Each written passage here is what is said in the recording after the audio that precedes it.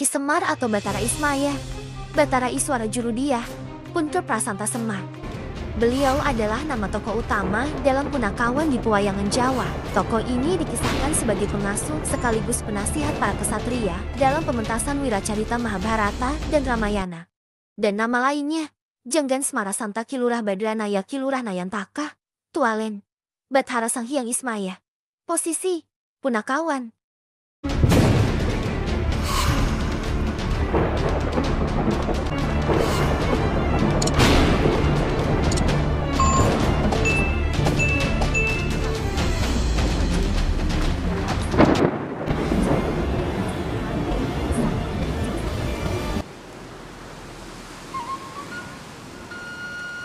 Menurut sejarawan, Profesor Dr. Slamet Muljana, tokoh Semar pertama kali ditemukan dalam karya sastra zaman Kerajaan Majapahit berjudul Sudamala. Selain dalam bentuk kakawin, kisah Sudamala juga dipahat sebagai relief dalam candi suku yang berangkat tahun 1437 Masehi. Semar dikisahkan sebagai abdi atau hamba tokoh utama cerita tersebut, yaitu Sadewa dari keluarga Pandawa. Tentu saja peran Semar tidak hanya sebagai pengikut saja, melainkan juga sebagai pelontar humor untuk mencairkan suasana yang tegang.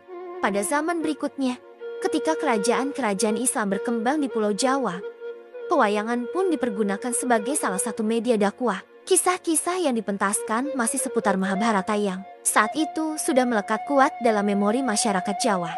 Salah satu ulama yang terkenal sebagai ahli budaya, misalnya Sunan Kalijaga, dalam pementasan wayang, tokoh Semar masih tetap dipertahankan keberadaannya. Bahkan peran aktifnya lebih banyak daripada dalam kisah Sudamala. Dalam perkembangan selanjutnya, derajat Semar semakin meningkat lagi. Para pujangga Jawa dalam karya-karya sastra mereka mengisahkan Semar bukan sekadar rakyat jelata biasa, melainkan penjelmaan Batara Ismaya, kakak nomor 2 dari Batara Guru, atau Sang Hyang Jagat Guru Pratingkah, Sang Hyang Batara Manikmaya, Sang Hyang Batara Nilakanta, yaitu Raja para Dewa dan Raja Tribuana.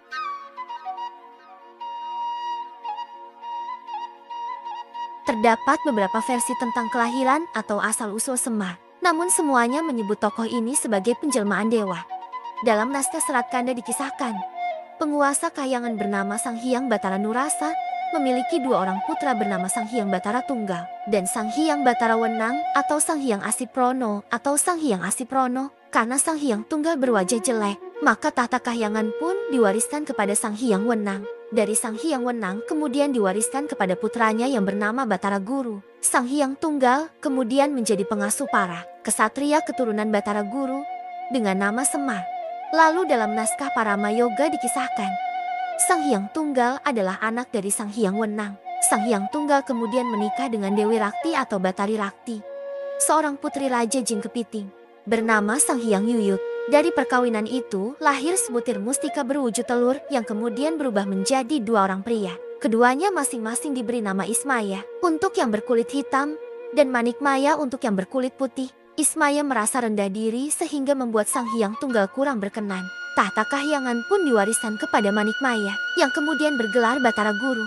Sementara itu Ismaya hanya diberi kedudukan sebagai penguasa alam Sunyaruri atau tempat tinggal golongan makhluk halus. Putra sulung Ismaya yang bernama Batara Wungkuhan memiliki anak berbadan bulat bernama Janggan Semara Santa atau disingkat Semar. Ia menjadi pengasuh keturunan Batara Guru yang bernama Resi Manumayasa dan berlanjut sampai ke anak cucunya.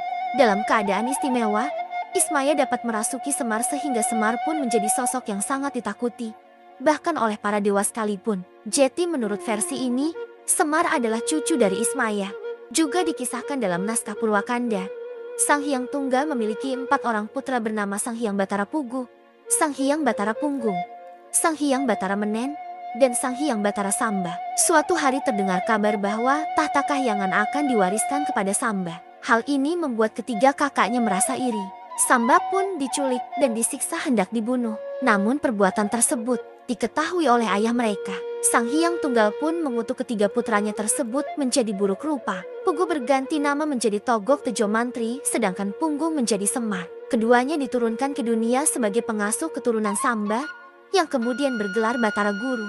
Sementara itu, Menen mendapat pengampunan karena dirinya hanya ikut-ikutan saja. Menen kemudian bergelar Batara Narada atau Resi Kaneka Putra dan diangkat sebagai penasihat Batara Guru. Untuk kelanjutan video ini, kita lanjutkan di video part 2-nya. Terima kasih.